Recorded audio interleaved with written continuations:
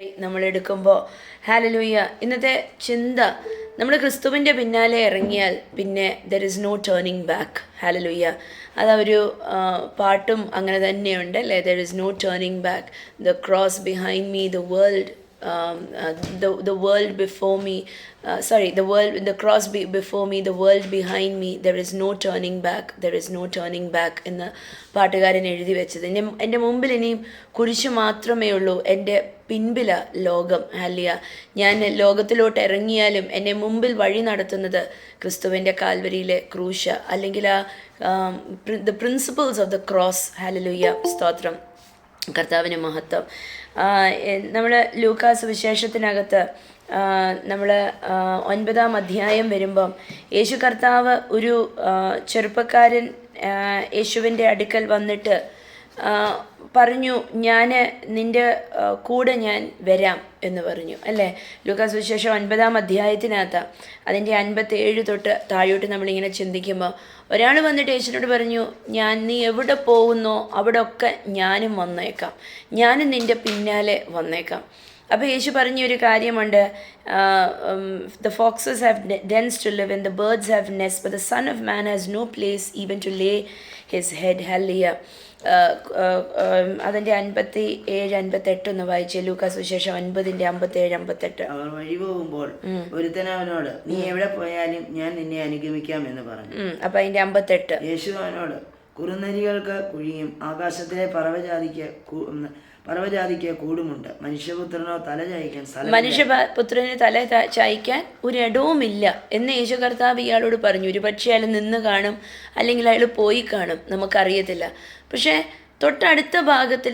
അടുത്ത വരിക്കകത്ത് വരുമ്പം ഒരു ചെറുപ്പക്കാരനെ കണ്ടിട്ട് യേശു കർത്താവ് പറഞ്ഞു, കം ഫോളോ മീ എന്ന് പറഞ്ഞു. അതിൻ്റെ 59-നകത്ത് verse number 59, he said to another person, come follow me. പക്ഷേ ഈ മനുഷ്യൻ പറഞ്ഞ ഒരു കാര്യമുണ്ട്. The man agreed but he said, lord first let me return home and bury my father. അല്ലേ, ഞാൻ വീട്ടിൽ പോയി എൻ്റെ അപ്പൻ്റെ അപ്പനെ അടക്കുന്ന ചടങ്ങുകളൊക്കെ ചെയ്തിട്ട് ഞാൻ വരാം. അപ്പൻ മരിച്ചു കാണത്തില്ലായിരിക്കും, അപ്പം പ്രായമായ അപ്പനായിരിക്കും. അപ്പനോടുള്ള ഉത്തരവാദിത്തം വെച്ചാൽ ലോകത്തിലുള്ള സകല ഉത്തരവാദിത്തങ്ങളും ഞാൻ തീർത്തിട്ട് ഞാൻ അങ്ങയുടെ പിന്നാലെ വരാം. അപ്പോൾ യേശു അവിടെ പറയുന്ന ഒരു കാര്യമുണ്ട്, ഇല്ല, ആത്മീയമായി മരിച്ചവരെ അവരെ അടക്കട്ടെ, പക്ഷേ അല്ലാത്തവരോ നിൻ്റെ ഉത്തരവാദിത്തം ഇതാണ്, ദൈവരാജ്യത്തിനെക്കുറിച്ച് പ്രസംഗിക്കുവാൻ, ദൈവത്തിൻ്റെ രാജ്യത്തിനെക്കുറിച്ച് അനേകരോട് ചെന്ന് പറയുവാൻ. ഹല്ലേലൂയ. കിളികൾ പറന്നു പോകുന്നത് പോലെ പറന്നുപോയി എവിടൊക്കെ പോകുന്നോ അവിടൊക്കെ പോയി ദൈവരാജ്യത്തിനെക്കുറിച്ച് പ്രസംഗിക്കാനാണ് നിൻ്റെ ഉത്തരവാദിത്തം എന്ന് യേശു അവനോട് പറയുക. ഹല്ലേലൂയ.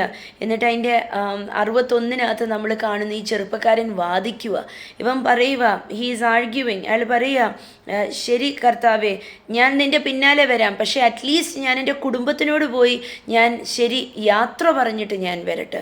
എന്നിട്ട് യേശു അവിടെ പറയുന്ന ഒരു കാര്യം 62-ാം തിരുവചനം, ഈ വചനമാണ് നമ്മൾ ചിന്തിക്കേണ്ടത്.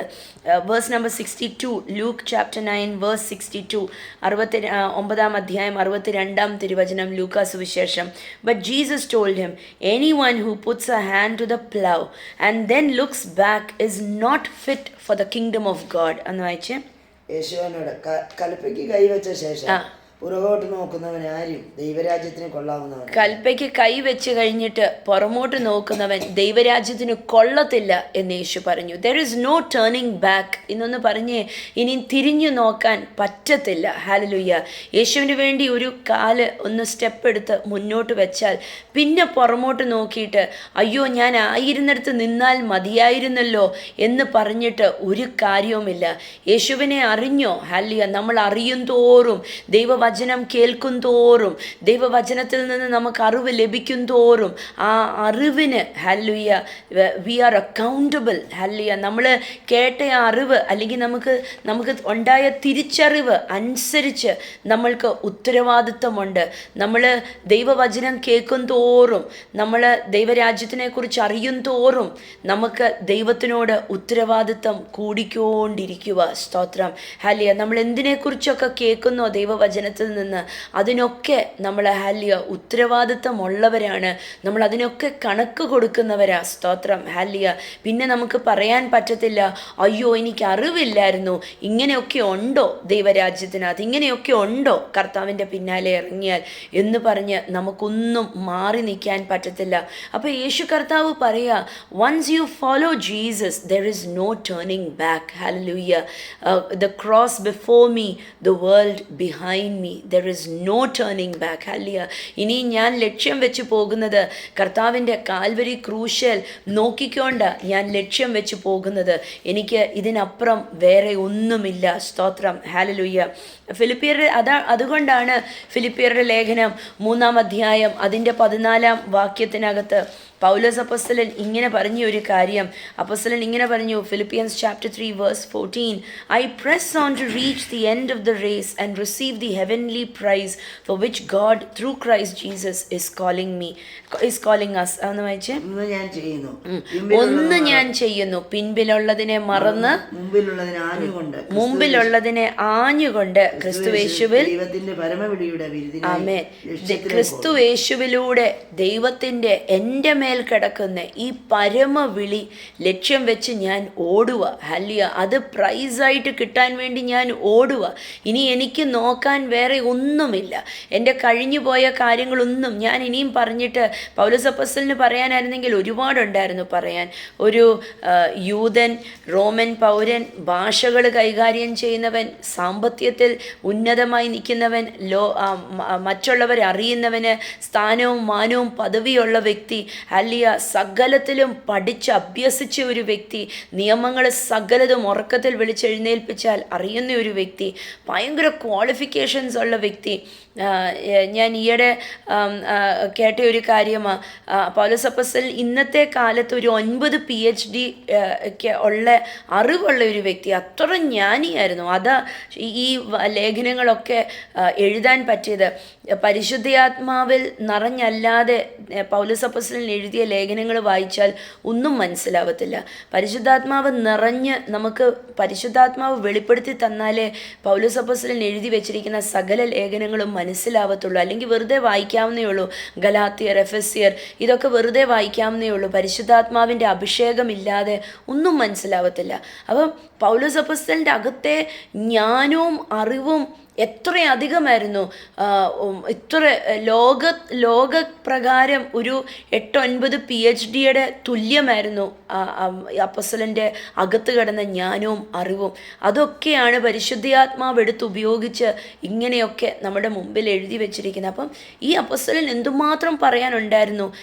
ഞാൻ പിമ്പിലോട്ട് നോക്കിയാൽ എൻ്റെ പാരമ്പര്യം എന്ന് പറയാനുണ്ടായിരുന്നു.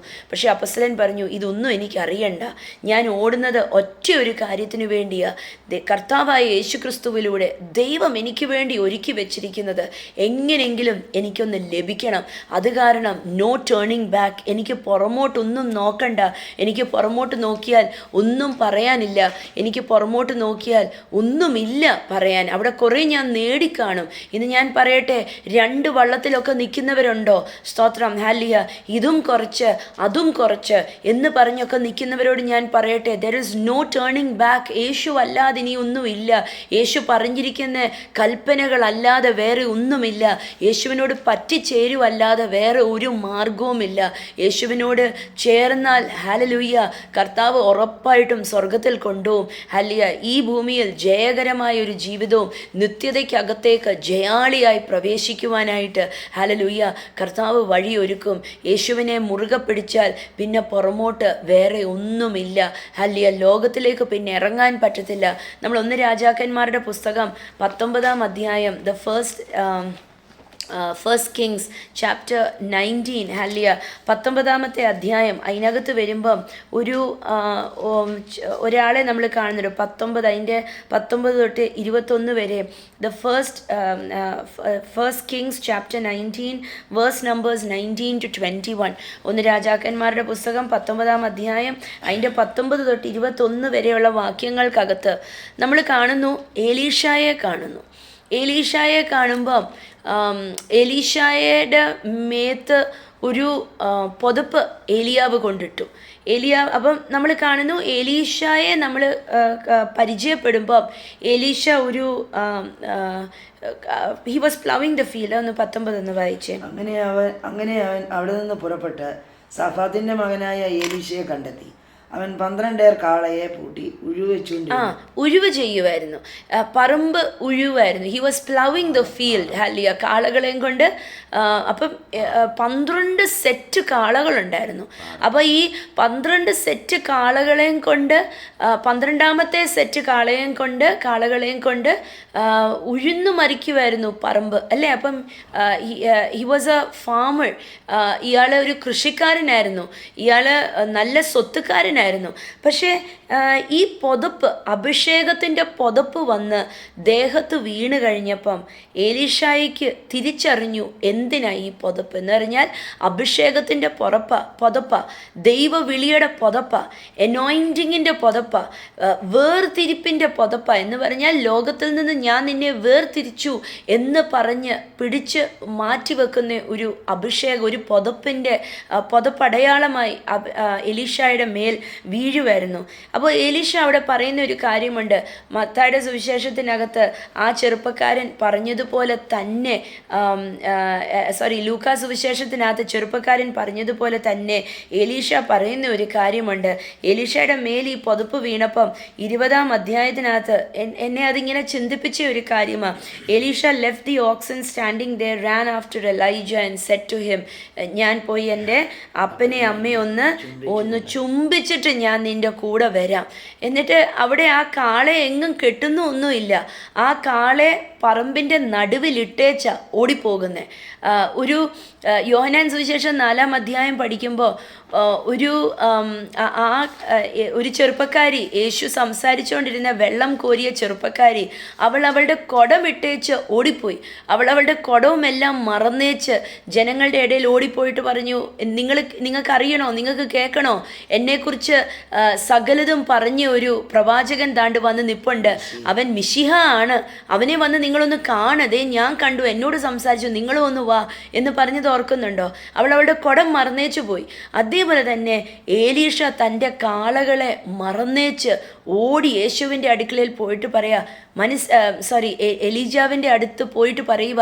എലീഷായിക്ക് മനസ്സിലായി എലീജ ചെയ്തത് എന്തുവാണ്, എലിയാവ് ചെയ്തത് എന്തുവാണെന്ന് മനസ്സിലായി. എന്നിട്ട് പറയാ, ഞാൻ പോയി എൻ്റെ അപ്പനെ അമ്മയെ ഒന്ന് ചുംബിച്ചിട്ട് ഞാൻ വരട്ടെ എന്ന് പറഞ്ഞു. അപ്പം എലീഷ പറയുന്ന ഒരു കാര്യമുണ്ട്, നീ പൊക്കോ, നീ ചെയ്തിട്ട് നീ ചിന്തിക്കണം, ഞാൻ ചെയ്തത് എന്താണെന്ന് ചിന്തിക്കണം. പക്ഷേ എലീഷ അവിടെ ചെയ്ത ഒരു കാര്യമുണ്ട്, അത് ശ്രദ്ധിക്കണം. അതിൻ്റെ 21-ാം തിരുവചനം, 1 Kings chapter 19 verse 21. So Elisha returned to his oxen and slaughtered them. He used the wood from the plough to build a fire to roast their flesh. ഒന്ന് വായിച്ചേ. അങ്ങനെ അവനെ വീട്ടിൽ ചെന്ന് ഒരു ഏർ കാളയെ പിടിച്ച് മാംസം പാകം ചെയ്ത് ജനത്തിന് കൊടുത്തു. എന്നിട്ട് അവർ തിന്ന്. പിന്നെ അവൻ എഴുന്നേറ്റ് ഏലിയാവിന്റെ പിന്നാലെ അവൻ അതിന്റെ തടിയും കൂടെ കത്തിച്ചെന്നാ പറയുന്നത്. ഹല്ലേലൂയ. അവൻ ആ തടിയിട്ടാണ് കാളയെ പൂട്ടിയിരുന്ന തടിയെടുത്ത് അത് പൊട്ടിച്ച് അത് തീയിലിട്ട് തീയും കൊണ്ടാണ് അവൻ്റെ കാളകളെ എല്ലാം കൊന്നിട്ട് ആ കാളകളെ അതിനകത്ത് ചുട്ടെടുത്തു. കണ്ടോ? എന്ന് പറഞ്ഞാൽ ഇനി ഞാൻ ഒരിക്കലും ഇതിനകത്തേക്ക് മടങ്ങി വരത്തില്ല എന്ന് പൂർണ്ണമായി തീരുമാനമെടുത്ത് എന്ത് ചെയ്തു? തനിക്കുണ്ടായിരുന്ന ഇതിവിടെ കിടക്കുവാണെങ്കിൽ മടങ്ങി വരും. പത്രോസ് എന്ത് ചെയ്തു? പത്രോസിനും കൂട്ടുകാർക്കും മടങ്ങി വരാനായിട്ട് മീൻ വഞ്ചിയും ഉണ്ടായിരുന്നു, മീൻ വലയും ഉണ്ടായിരുന്നു, അല്ലേ? അവർക്ക് മീനിൻ്റെ വള്ളവും ഉണ്ടായിരുന്നു, മീനിൻ്റെ വലയും ഉണ്ടായിരുന്നു. അത് കാരണം അവർ മടങ്ങിപ്പോയത്. സ്തോത്രം, ഹല്ലേലൂയ. അവർ എലീഷായിക്ക് മനസ്സിലായി വിളി വലുതാ, അത് കാരണം ഇനിയും എനിക്ക് ഒരിക്കലും അതിനകത്തേക്ക് എനിക്ക് മടങ്ങി വരണ്ട. അത് കാരണം എന്ത് ചെയ്തു? കാളയും അറത്തു, തടിയും അറത്തു, കാളയെ പൂട്ടിയിരുന്ന തടി, ആ യോക്ക് അതിനെ പൊട്ടിച്ചു, തീയും കത്തിച്ചു, കാളയെ ചുട്ടുമെടുത്തു. ഫിനിഷ്. ഇനി മടങ്ങി വരാനായിട്ട് ഒന്നുമില്ല. യേശുവിൻ്റെ പിന്നാലെ ഇറങ്ങിയാൽ ലോകത്തിനോട് ഫിനിഷ് പറഞ്ഞിട്ട് ഗുഡ് ബൈ പറഞ്ഞിട്ട് ഇറങ്ങാനേ പറ്റത്തുള്ളൂ. തിരിച്ചിനി ഞാൻ അതിനകത്തേക്ക് വരാം എന്ന് ഒരു കാര്യവുമില്ല. സ്തോത്രം. ഈയിടെ കഴിഞ്ഞ ആഴ്ച എൻ്റെ അപ്പയും അമ്മയും ഒരു ആൻറ്റിയോട് ഇവിടെ സംസാരിച്ചു. ഞങ്ങൾ താമസിക്കുന്ന ഈ കമ്മ്യൂണിറ്റിക്കകത്ത് അവിടെ സംസാരിച്ചപ്പം അവർ പറഞ്ഞൊരു കാര്യമാണ്. അവർ ഹസ്ബൻഡും വൈഫും സ്നാനപ്പെട്ടു. അവർ വന്നത് യാക്കോബായെന്നോ ഓർത്തഡോക്സ് അങ്ങനത്തെ ഏതോ ഒരു സഭയെന്നാണ് അവർ സ്നാനപ്പെട്ടത്. യേശുവിൽ സ്നാനപ്പെട്ട് ആത്മാവിലും സത്യത്തിലുമുള്ള ആരാധനയ്ക്ക് പോയി ഒക്കെ കുറച്ച് കഴിഞ്ഞപ്പം അതിനകത്ത് കിടന്ന ആ ഓർത്തഡോക്സ് യാക്കോബ സമൂഹത്തിനകത്ത് കിടന്ന കുറേ കാര്യങ്ങൾ അവരെ മാടി വിളിച്ചപ്പം ഈ ആൻറ്റി പിടിച്ചു നിന്നു. ഈ ആൻറ്റി പോയില്ല.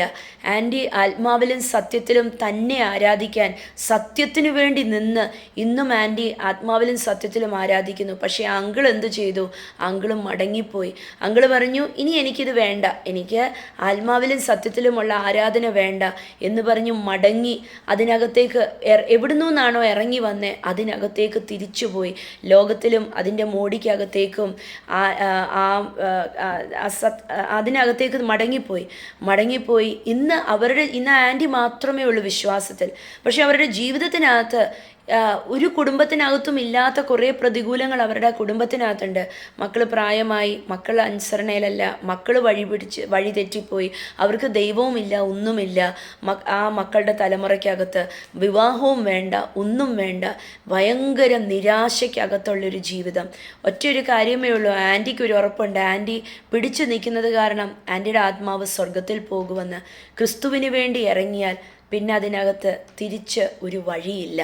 പുറമോട്ട് നോക്കിയാൽ ഒന്നും കിട്ടത്തില്ല.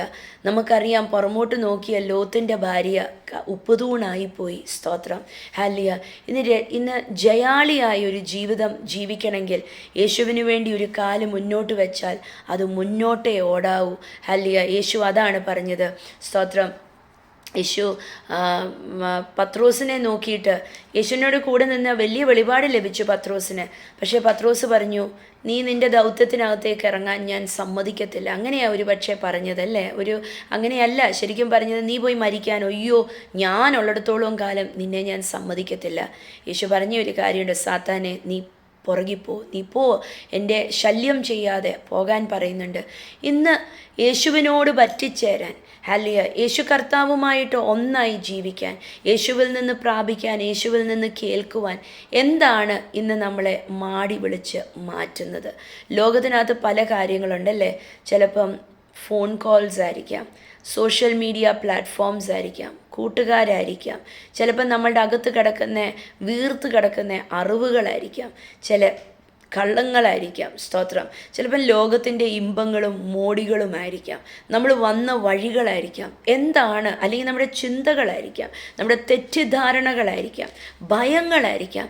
എന്താണ് ഇന്ന് നമ്മളെ ക്രിസ്തുവിൽ ഇറങ്ങാൻ, നമ്മൾ ക്രിസ്തുവിന് വേണ്ടി പൂർണ്ണമായി കാല് വെക്കാനായിട്ട് അനുവദിക്കാത്തത് എന്തെങ്കിലും ഉണ്ടോ ജീവിതത്തിനകത്ത്? എനിക്ക് യേശുവിനെ അറിയേണ്ടവണ്ണം അറിയാൻ എനിക്ക് സാധിക്കാതെ പോകുന്ന എന്തെങ്കിലും ഉണ്ടോ? യേശുവിൻ്റേതായി തീരാൻ എന്നെ സ്റ്റോപ്പ് ചെയ്യുന്ന, അല്ലെങ്കിൽ എന്നെ നിർത്തുന്ന, യേശുവിൽ നിന്ന് പൂർണ്ണമായി പ്രാപിക്കാൻ എന്നെ പിടിച്ച് തടസ്സപ്പെടുത്തുന്ന എന്തെങ്കിലും എൻ്റെ ജീവിതത്തിനകത്തുണ്ടോ? എവിടെയെങ്കിലും ഞാൻ യേശുവിനെക്കാട്ടിലും പ്രാധാന്യം വേറെ എന്തിനെങ്കിലും കൊടുത്ത് യേശുവിൻ്റെ കൽപ്പനകൾ പാലിക്കാൻ പറ്റാതെ പോകുന്ന ഏതെങ്കിലും കാര്യങ്ങൾ എൻ്റെ ജീവിതത്തിനകത്തുണ്ടോ? ഏതെങ്കിലും റോഡ് ബ്ലോക്സ് ഉണ്ടോ? ഇന്ന് ആ റോഡ് ബ്ലോക്സ് ഒക്കെ മാറിപ്പോകട്ടെ. യേശുവിൻ്റെ നാമത്തിൽ തടസ്സമായി നിൽക്കുന്നതെല്ലാം മാറിപ്പോകട്ടെ. യേശുവിനെ അറിയേണ്ട വണ്ണം, സ്വീകരിക്കേണ്ട വണ്ണം, പൂർണ്ണമായി യേശുവിൻ്റേതാകേണ്ടതിന് പകരം പലതും എന്നെ മാറ്റി നിർത്തുന്നുണ്ടോ? പ്രാർത്ഥിക്കാൻ സമയം കിട്ടുന്നില്ല, അല്ലെങ്കിൽ വചനം ധ്യാനിക്കാൻ പറ്റുന്നില്ല, അല്ലെങ്കിൽ മനസ്സ് ഏകാഗ്രതയോടെ നിൽക്കാൻ പറ്റുന്നില്ല. സത്യമൊക്കെ കേട്ടു, പക്ഷെ ആ സത്യമൊക്കെ അവിടെ കിടക്കട്ടെ, ഇപ്പം എനിക്ക് പറ്റത്തില്ല, ആ സത്യത്തിൻ്റെ പിന്നാലെയൊക്കെ ഇറങ്ങാൻ എന്നെക്കൊണ്ട് പറ്റത്തില്ല എന്നൊക്കെ പറഞ്ഞ് നിൽക്കുന്നതുണ്ടോ? ഇന്ന് യേശുവിൻ്റെ നാമത്തിൽ അതെല്ലാം മാറിപ്പോകട്ടെ. രണ്ട് വള്ളത്തിൽ നിൽക്കുന്നവനെ കർത്താവിന് വേണ്ട, ഒറ്റ വള്ളത്തിൽ ദൃഢനിശ്ചയത്തോടെ പിടിച്ചു നിൽക്കുന്നവനെ മതി. ഹല്ലേലൂയ. അവന് മാത്രമേ ജയാളിയായി നിൽക്കാൻ പറ്റത്തുള്ളൂ. ഹല്ലേലൂയ. ഇന്നൊന്ന് ആഗ്രഹമുള്ളവരൊക്കെ ഒന്ന് പ്രാർത്ഥിച്ചേ. ഹല്ലേലൂയ. സ്തോത്രം. പൗലോസ് അപ്പോസ്തലൻ പറഞ്ഞു, എനിക്ക് പുറകിലുള്ളതൊന്നും എനിക്ക് അറിയണ്ട, എൻ്റെ മുമ്പിൽ വെച്ചിരിക്കുന്നത് ലക്ഷ്യം വെച്ച് ഞാൻ ആഞ്ഞോടുക. സ്തോത്രം. ഇന്ന് കർത്താവിൻ്റെ രാജ്യവും ഹല്ലേലൂയ. ആ ചെറുപ്പക്കാരനോട് യേശു പറഞ്ഞു, നിന്നെക്കുറിച്ച് വിളിച്ചിരിക്കുന്നത് ദൈവരാജ്യം പ്രസംഗിക്കാനാ, കർത്താവിൻ്റെ രാജ്യം പറയാൻ വേണ്ടിയാ. പല പൊട്ടന്യായങ്ങളും കള്ളത്തരങ്ങളൊന്നും കേട്ട് അതിനകത്തൊന്നും വീണു പോകണ്ട. ഇന്നൊന്ന് പ്രാർത്ഥിച്ചേ, കർത്താവെ എനിക്കും ആ സ്റ്റെപ്പ് ഒന്ന് എടുക്കണം.